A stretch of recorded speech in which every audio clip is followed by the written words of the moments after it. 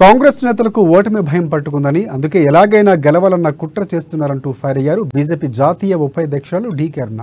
ప్రధాని మోదీ అధికారిక పర్యటనలపై రాజకీయాలు సరికావన్నారు. రేవంత్ సర్కారు గత ప్రభుత్వ అవినీతి అక్రమాలపై సీబీఐ విచారణ ఎందుకు కోరటం లేదని ప్రశ్నించారు. చిత్తశుద్ధి ఉంటే కాళేశ్వరంపై సీబీఐ విచారణ జరిపించాలని డిమాండ్ చేశారు డీకే అరుణ.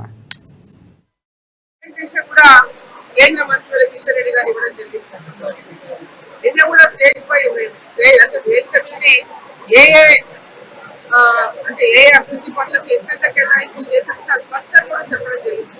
దాదాపు 10 లక్షల కోట్ల రూపాయల యొక్క అభివృద్ధి కోసం నిధులను కేంద్ర ప్రభుత్వం ఈ రాష్ట్రానికి గత 10 ఏళ్లలో ఇచ్చిందనేది సుస్పష్టంగా తెలియజేసింది. సో అదేవిధంగా ఇప్పుడు తెలంగాణ అప్పుల రాష్ట్రంలో ఉన్నటువంటి తెలంగాణలో అభివృద్ధి సాధ్యం కావాలంటే కేంద్ర ప్రభుత్వం సహకారంతో సాధ్యమవుతుంది. అది రోడ్వేస్ కావచ్చు, రైల్వేస్ కావచ్చు, లేదా మెడికల్ హెల్త్ పరంగా కావచ్చు, ఆరోగ్యపరమైనటువంటిదే కానీ, విద్యాపరమైనటువంటిదే కానీ, ఏ రకమైన